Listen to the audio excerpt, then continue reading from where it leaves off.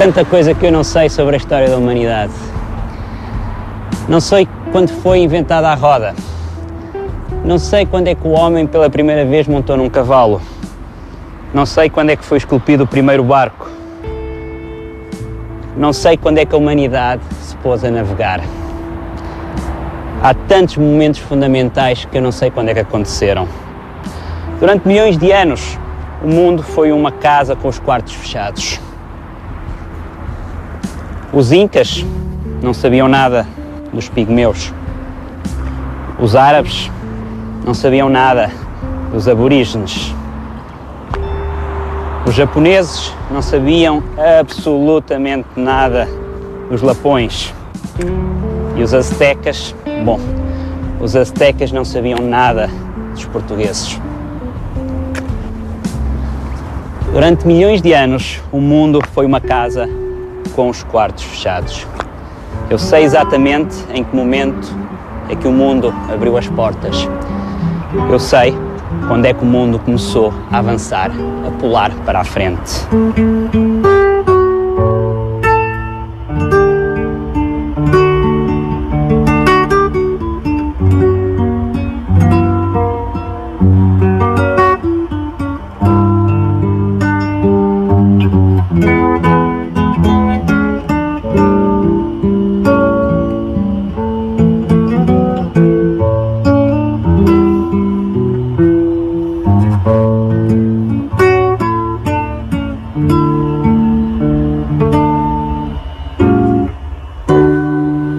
Isto não estava no programa, foi um pedido de improvisação meu.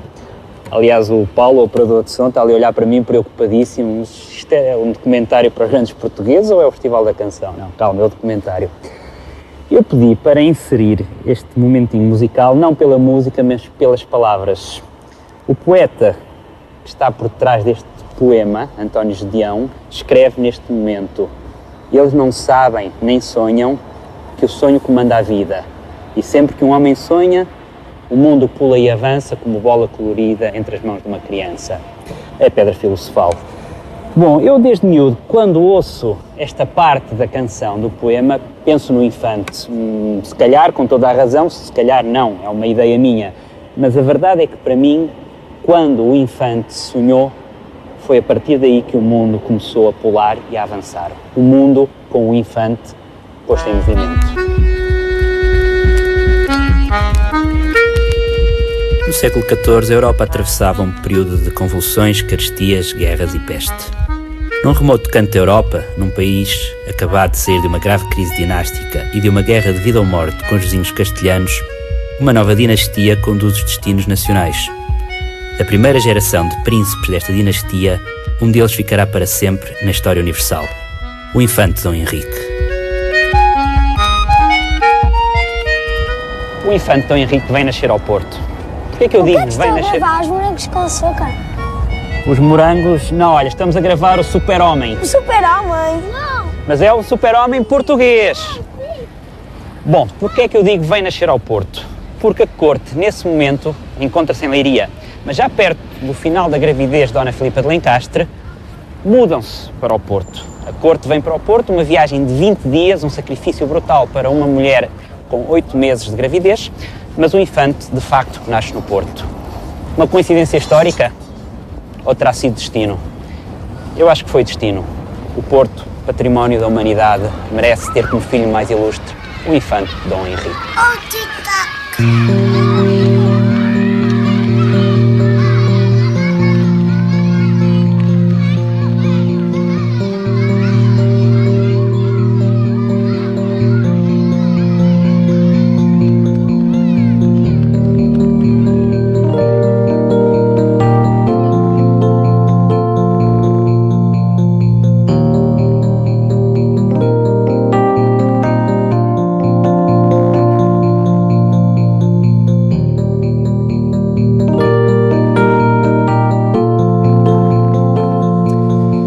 O infante nasceu aqui, nasceu nesta casa, em 4 de março de 1394.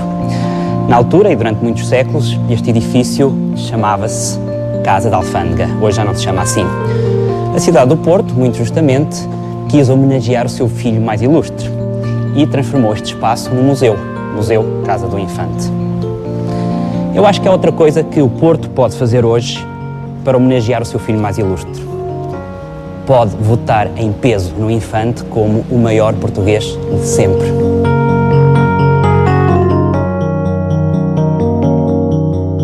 Portugal vive numa paz precária com o seu vizinho maldito, Castela. As escaramuças e ameaças de guerra são uma constante. E é neste clima de guerra que o Infante nasce, é educado e vive toda a sua infância. E como terá sido a sua infância? Não havia jardins-escola, televisão, PlayStation. Portanto, supomos que ele teve uma educação tradicional, ou seja, aprendeu letras, aprendeu a caçar, a lutar. Enfim, fez o que faziam todos os nobres do seu tempo. Preparou-se para ser oficial e cavalheiro.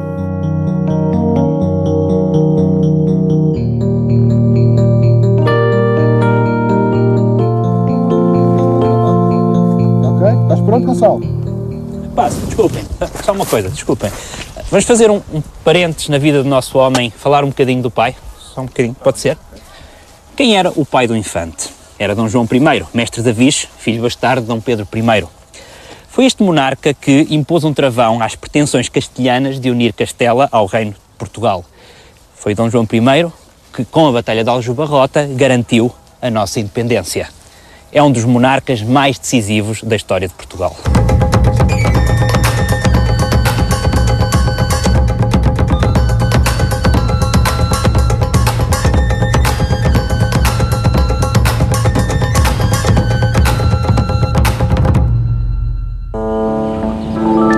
Com a Batalha de Aljubarrota, um novo rei, Dom João I, e uma nova dinastia, a dinastia da Vixe, tomam conta dos destinos de Portugal. Os ingleses tiveram uma importância fundamental nesta batalha e, para consolidar a nova aliança, uma princesa inglesa, Dona Filipa de Lencastre, casa com Dom João I. Ela ficou contente, disseram-lhe que vinha morar para um país com um clima ótimo, agradável. Se chegasse a Lisboa num dia como hoje, mandava o navio dar meia volta e regressar à Inglaterra. Bom, neste casamento nasce a inclita geração. E o que é isso da inclita geração? Inclita como ilustre geração. É uma expressão utilizada pelo poeta Luís de Camões, um dos maiores portugueses de sempre, mas não o maior, para designar os 6 filhos de Dom João I e Filipa de Lencastre. Nós podemos hoje ver retratos desses 6 filhos. Aonde? Aqui, no Museu Nacional de Arte Antiga.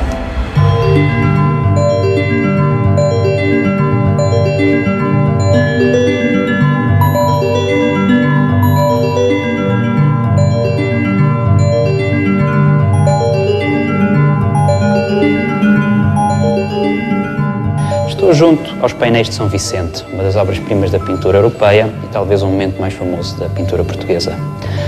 Há uma coisa que sempre me impressionou muito nesta obra, que retrata a sociedade portuguesa do século XV. A atitude solene, a imobilidade intemporal das personalidades aqui retratadas faz-me pensar que eles sabiam que iam ficar imortalizados com esta obra, sim, mas também me parece que eles sabiam que, no meio deles, um deles seria talvez um dia considerado o maior português de sempre.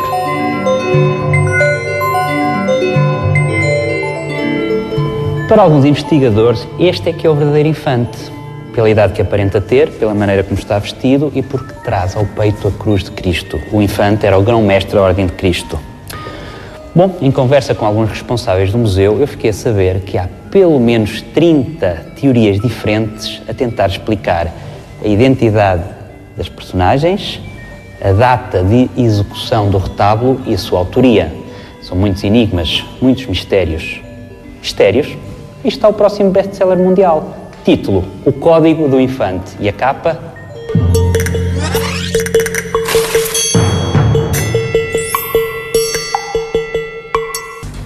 O rei Dom João I pensa em organizar um grande torneio para comemorar a paz. Na altura, era assim que a nobreza se divertia. Um torneio com lutas de cavalos, de espadas, de lanças, à noite banquetes, enfim, era o habitual para a época e provavelmente duraria até mesmo um ano, com cavaleiros de toda a Europa, e aproveitava para sagrar cavaleiros os seus filhos, que não se mostraram muito entusiasmados com a ideia. Devem ter dito: oh pai, nós sinceramente não estamos para aí virados, como agora se diz. O que é que os infantes Dom Duarte, Dom Pedro, Dom Henrique tinham pensado? Conquistar Ceuta. Hoje a nós pode-nos parecer um bocado estranho esta ideia de uma guerra santa, de lutar contra os infiéis, mas na altura era quase uma questão de honra. Decide-se então conquistar Ceuta. Ceuta era um bastião muçulmano e um dos mais importantes e ricos centros comerciais do norte da África. Ali afluíam produtos e gentes vindas de sítios tão distantes como o Egito, Síria, Turquia ou Sudão.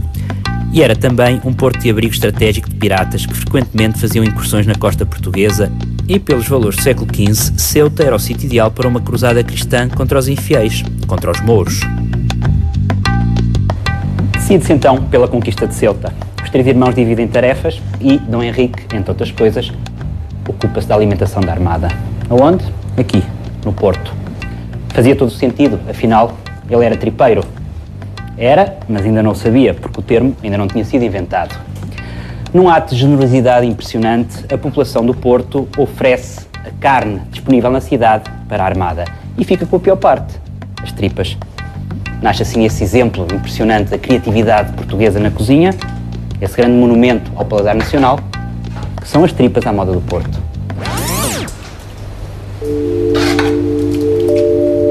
A expedição demorou 3 anos até ficar pronta. O infante manteve tudo em rigoroso segredo. Hoje não era possível. Imaginem um príncipe tentar manter segredo o que quer que seja, com a praga dos paparazzi. Os tabloides no dia seguinte. Infante prepara a armada com 200 embarcações e 20 mil homens. Bom, a verdade é que tudo se manteve em segredo. Alguns reinos sabiam que alguma coisa estava a passar, Granada, Castela, Aragão, mas a verdade é que a armada saiu do Porto e de Lisboa e chegou a Lagos sem se saber para onde é que ia.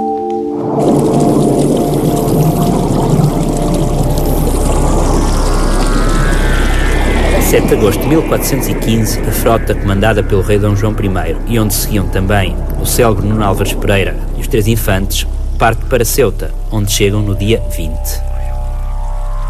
A surpresa dos mouros é total, mas a sua reação é rápida. Na madrugada de 21 de agosto, o infante Dom Henrique comanda a primeira vaga de assalto na praia. Apesar de poucos, os homens do infante acompanham-no com determinação. O infante inspira-os. Lutando ferozmente na praia, os portugueses empurram os mouros para a porta da Almina e forçam o caminho para a cidade. Depois de um dia inteiro de encarniçados combates, Ceuta cai em poder dos portugueses.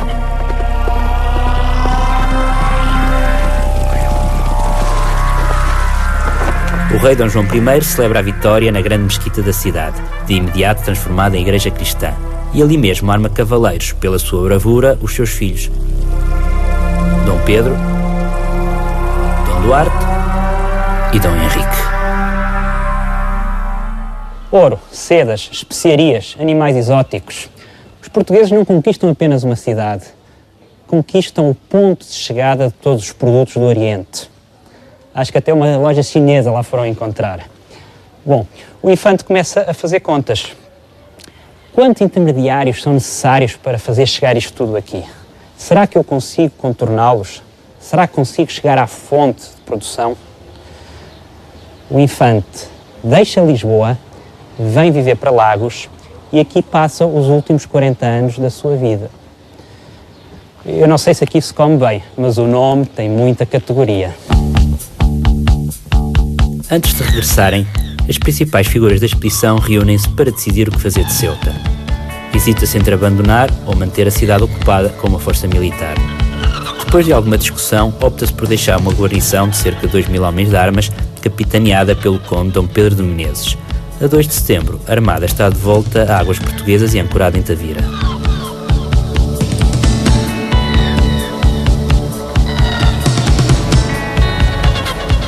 O entusiasmo do infante pela conquista de Ceuta é recompensado. Para além de ser armado cavaleiro e duque, é-lhe atribuído o cargo de defensor de Ceuta. Ou seja, a responsabilidade de manter sob domínio português esta cidade está nas mãos do infante, que tem apenas 21 anos. O mar é para o infante Dom Henrique cada vez mais um meio cheio de potencialidades económicas e ele aproveita todos os pretextos para aumentar os seus rendimentos. Os navios que vão a Ceuta, por sua ordem, aproveitam a viagem para fazer pesca, comércio e pirataria. Ao contrário do que acontece hoje, a pirataria era uma atividade normal para a época.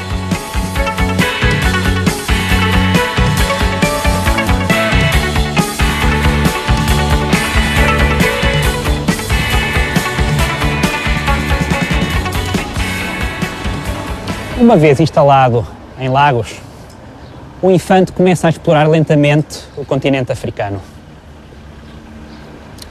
Descobre a Madeira e redescobre os Açores. Aproveita o que os pescadores algarvios lhe conseguem transmitir e começa empiricamente a saber mais de navegação. É esse o grande contributo do infante para a história da humanidade. Navegar não é mais uma arte, agora passará a ser uma ciência.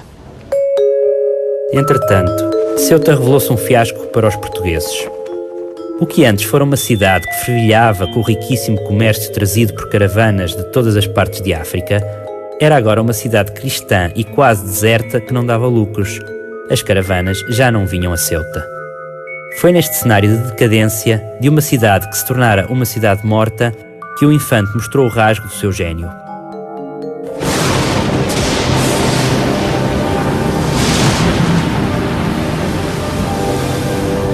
Até ao final do século XIV, o Atlântico era um oceano virgem de navegação, um autêntico deserto de água. Ninguém ousava ultrapassá-lo.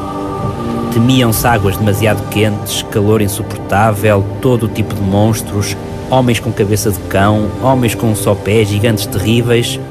Naquela altura, havia uma certeza: era impossível navegar para lá do bujador.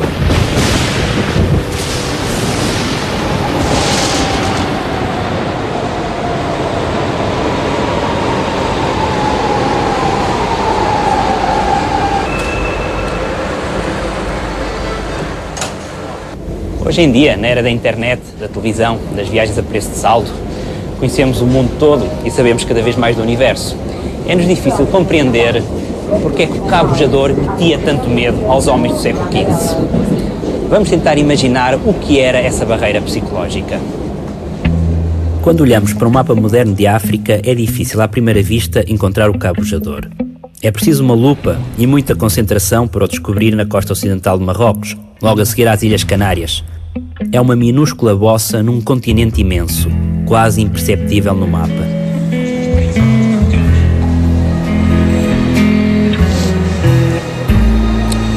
Um dos maiores portugueses de sempre, mas não o maior.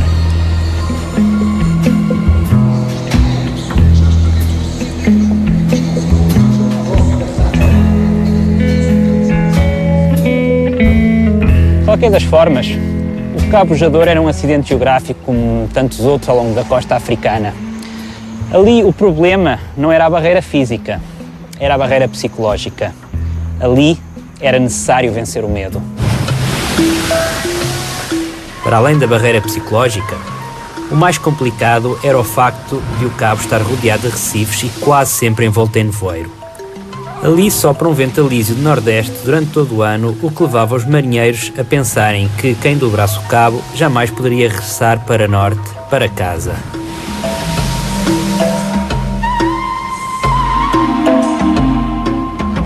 Não se vê nada, é preciso pagar. Em 1422, o infante manda a primeira expedição ao cabo bujador. Um fracasso.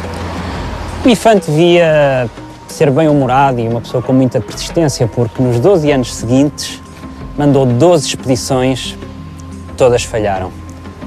Foi a 13ª aquela que conseguiu. Ainda dizem que o 13 dá azar. Boa noite, desculpe. O senhor é daqui? Sim, sim. Eu queria uma informação. Como é que se chamam os habitantes de Lagos? Lagoanos, lagocenses? Não, é lacobrigenses. Lacobrigenses. Ok, olha, obrigado. Nós estamos na RTP, no programa Os Grandes Portugueses. Não é o concurso Malato, se fosse, você já passava à segunda fase. Não sei se quer dizer olá família, aproveito que é de graça. Eu tive que pagar para espreitar no vosso monóculo que está lá em cima. Então, Força. aproveita e manda um beijinho para a minha mulher e para os meus filhos. Ok, muito obrigado, sim. Boa noite. Nada. Obrigado. Olha, voto no Infante, já agora. Dom Henrique, number 1. Obrigado. Bujador. Não podemos falar do Bujador sem falar no marinheiro que o venceu, Gilianes, Lacobrigense. Gilianes era provavelmente o melhor marinheiro que Dom Henrique tinha. Era seu escudeiro, era um homem com todas as qualidades, temerário, ousado, obediente. Em 1433, Gilianes recebe ordens para tentar ultrapassar o tão temível cabo. Reunida a tripulação, parte de Lagos, numa barca, em direção a sul. Mas, mais uma vez, a expedição fracassa. Quando Gilianes regressou a Lagos, mãos a abanar, como se diria hoje em dia, terá argumentado perante o Infante qualquer coisa como: é impossível ultrapassar o Bujador, nós tentámos, mas é impossível. O Infante não se convenceu. E, novamente, o comando da expedição recaiu sobre Gilianes, que, em 1434, está de novo ao comando de uma barca numa rota em direção ao Bujador. Ao aproximar-se do cabo, Gilianes navegou em direção ao ocidente, preferindo arriscar-se no oceano desconhecido do que nos perigos junto à costa. Quando novamente decidiu virar para sul, verificou com grande espanto que o cabo estava atrás de si. O temível Bujador tinha sido ultrapassado. Afinal, havia vida depois do cabo. A água do mar não fervia, o ar era respirável, a terra não estava demasiado quente, não havia monstros, nem gigantes, nem homens com 2 cabeças. Afinal, era possível ir e voltar.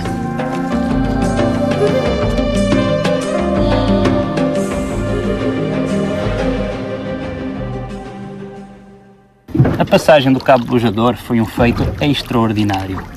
Em termos técnicos não foi uma grande proeza, mas em termos psicológicos, vencemos o medo, começamos os descobrimentos. Escrita na segunda metade do século XV, não se sabe bem o ano, pelo cronista da coroa, Gomes Yanes de Zurara, a Crónica da Guiné narra a história das navegações efetuadas a mando do Infante em direção ao sul. No capítulo 7, o cronista avança com os 5 motivos que levaram o Infante a passar o Bujador. Vontade de conhecer as terras a sul do Cabo, desejo de saber se as gentes que aí viviam eram cristãs, obter informações sobre o poderio muçulmano na zona, desejo de encontrar um príncipe cristão poderoso que o ajudasse a combater a ameaça muçulmana e, por último, o desejo de espalhar a fé cristã.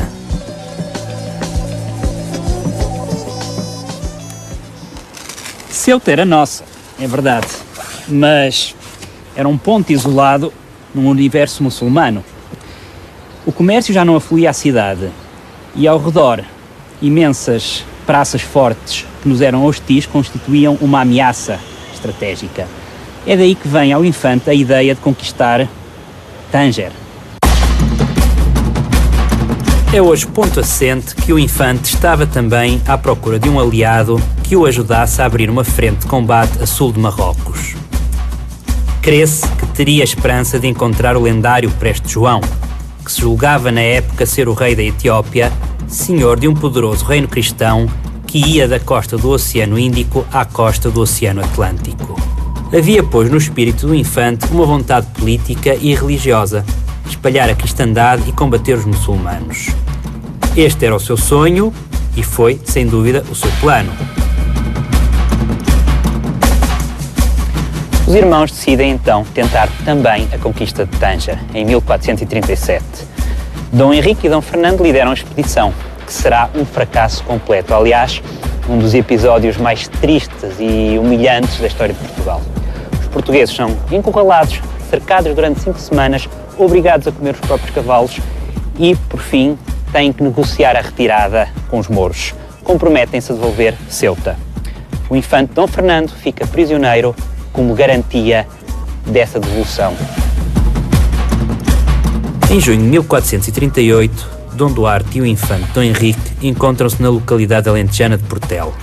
Trajando de luto, o infante debateu a situação com o rei, seu irmão. Com a força de ele próprio se ter oferecido como refém, o infante defende que a razão e os interesses do Estado deviam prevalecer sobre os laços de sangue. Por outras palavras, ainda que isso custasse a vida a Dom Fernando, Ceuta não devia ser entregue. E, de facto, Ceuta não foi entregue. Dom Fernando acabou por morrer na cidade marroquina de Fez, em 1443. Em sinal de desprezo, o seu corpo foi pendurado de cabeça para baixo na muralha da cidade.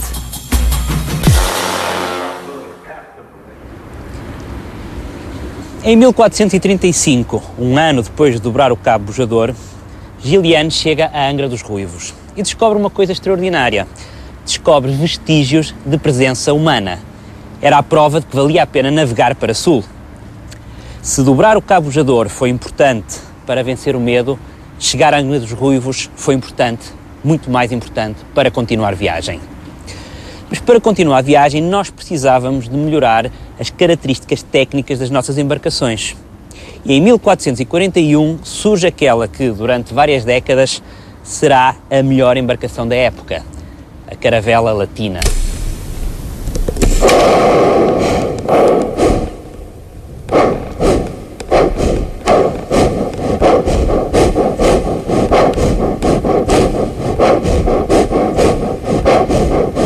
Até essa altura, as viagens realizavam-se em barcas com apenas um mastro e uma vela retangular.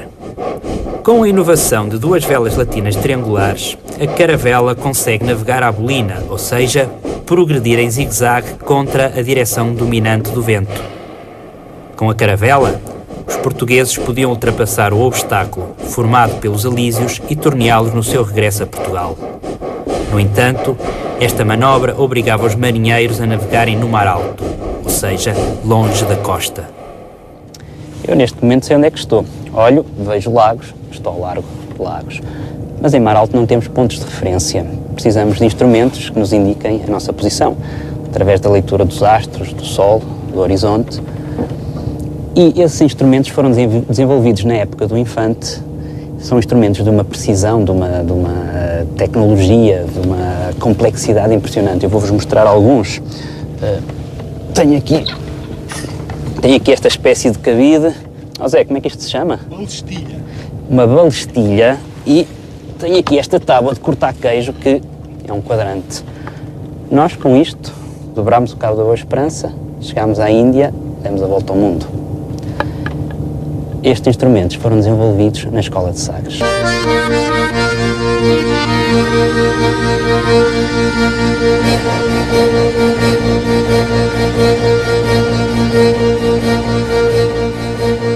É indiscutível que o infante chamou a lagos, marinheiros, técnicos, astrónomos, cartógrafos e os pôs todos em comunicação. Como um maestro, como um diretor de orquestra que consegue pôr dezenas de instrumentos a tocar a mesma sinfonia, ou se quisermos usar uma palavra que hoje está muito na moda, criou um brainstorming náutico com toda esta gente. Os marinheiros saíam, recolhiam informação sobre ventos, rotas, sobre correntes, regressavam e daqui, em comunicação com toda a gente, nasceram instrumentos náuticos, inventaram-se caravelas, desenharam-se cartas, só faltou mesmo foi criar uma prancha de surf.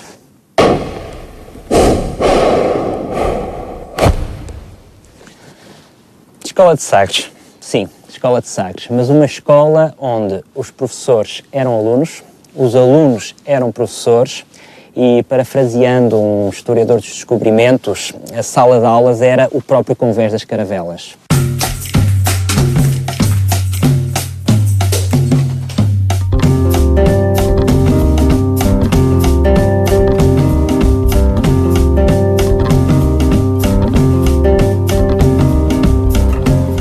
Rapazes, isto é uma coincidência espantosa. Anda a falar do infante, está ali um senhor vestido de infante. Vamos.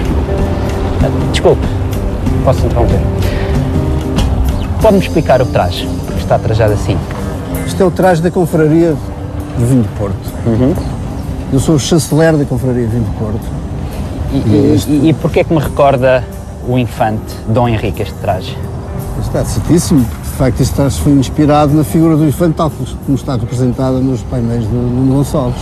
Quer dizer, a confraria está ligada ao infante A confraria escolheu o infante como o seu patrono, desde a data da sua fundação, há 25 anos, porque lhe pareceu, às pessoas que, entretanto, que nessa altura fundaram esta instituição, que tinha que ter Porquê o infante e não outro grande português? Porque acho que a razão é que o infante deu novos mundos ao mundo, pôs o nome de Portugal nas 5 partidas do mundo, e o vinho de Porto tem um pouco também essa ambição e essa presença. É, portanto, uma figura inspiradora. Penso exatamente a mesma coisa. Que tem apadrinhado, aliás, com sucesso, devo dizer, a Confraria Vinho de Porto, e que continua a ser uma inspiração. Para além disso, ele é tripeiro, porque nasceu aqui em frente da nossa Posso-lhe pedir um favor, se pode fazer um brinde à vitória do infante como o maior português de sempre? Com certeza, com muito gosto. À memória do infante e à sua boa sorte no concurso. Muito obrigado.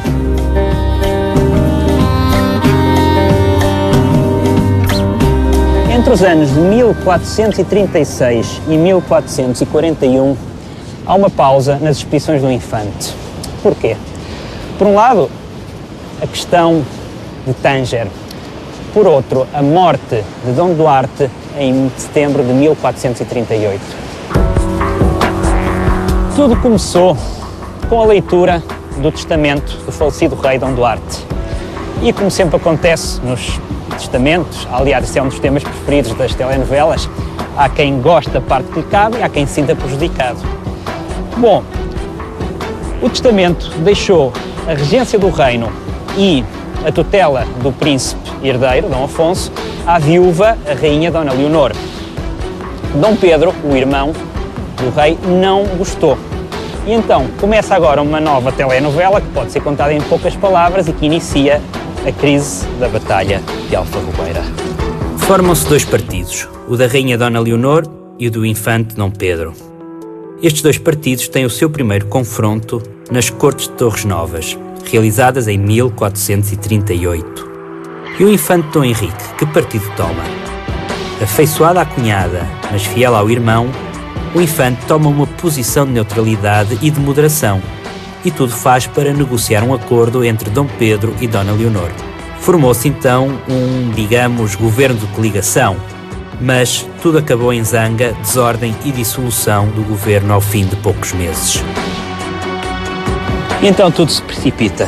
O infante Dom Pedro tenta tomar o poder e assumir a tutela do príncipe Dom Afonso. Dona Leonor foge para Castela. Os esforços diplomáticos do infante Dom Henrique não servem para nada. E a 20 de maio de 1449 dá-se a célebre e trágica Batalha de Alfarrobeira. Houve quem criticasse a decisão do infante de combater ao lado de Dom Afonso V, dizendo que abandonou o irmão, Dom Pedro. Mas, mais uma vez, temos que ver as coisas de acordo com os olhos do século XV. Dificilmente o infante optaria por outra solução. Até ao último minuto, tentou negociar uma solução pacífica, mas as partes envolvidas mostraram-se intransigentes.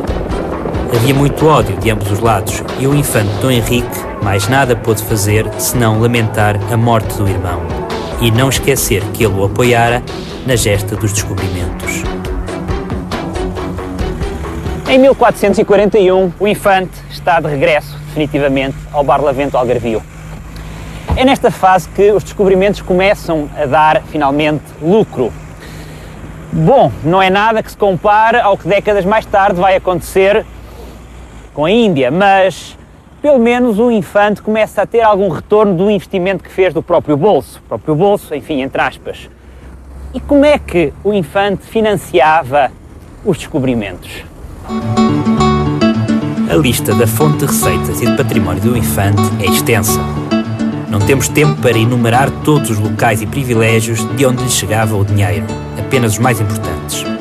Tinha o Ducado de Viseu, o monopólio da indústria de sabão em Santarém, na Ilha da Madeira, Tomar, Lisboa, Alentejo, o monopólio da pesca do atum no Algarve, foram-lhe doadas as Ilhas da Madeira, Porto Santo e desertas com todos os direitos e rendas, o monopólio da navegação para além do Cabo Pujador, ainda o direito de receber 1/5 de todos os produtos obtidos por navios particulares que navegassem naquelas águas sem a sua autorização, etc, etc, etc. Resumindo, o infante era um dos maiores senhores feudais de Portugal no século XV. No seu vasto património, para além de vários domínios espalhados pelo território, constava igualmente, desde 1420, o cargo e as benesses que tinha como administrador-geral da poderosa Ordem de Cristo, sucessora da famosa Ordem dos Templários.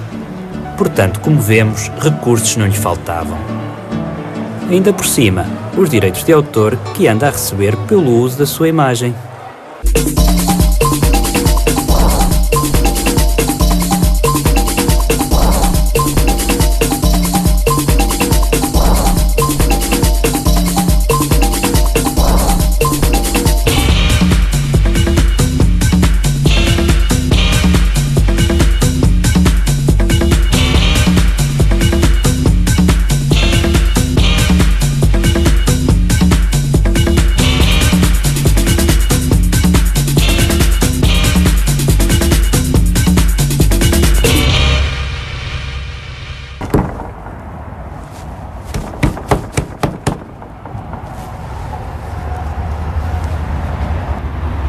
Está fechado. Bom, em 1460 a vida do infante está a chegar ao fim. Morre a 13 de novembro em Sagres. No seu testamento, entre outras coisas, deixa estipulado que sejam celebradas milhares de missas pela sua alma. Só aqui, no Mosteiro de Batalha, onde ele está sepultado, deveriam ser rezadas 3 missas por dia, todos os dias, para sempre. Entretanto, alguém mandou dizer lá de cima que já chega, já não é necessário mais. O lugar do infante na eternidade está assegurado.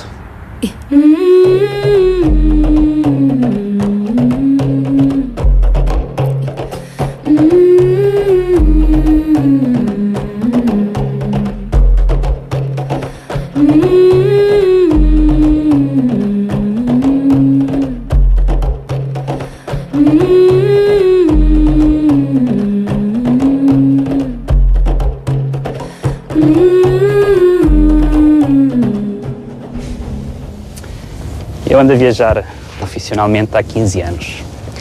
É a minha vida, viajo e escrevo sobre isso. Tenho notado que sempre que eu digo que sou português e falo de Portugal, imediatamente salta à conversa a personalidade histórica de Henrique, o Navegador. É um nome de uma ressonância formidável, como o Ivan o Terrível ou Lourenço o Magnífico. Ele não era um navegador, poucas vezes navegou, mas fez dos portugueses um povo de navegadores, colocou Portugal na história da humanidade e é o português mais universal de sempre.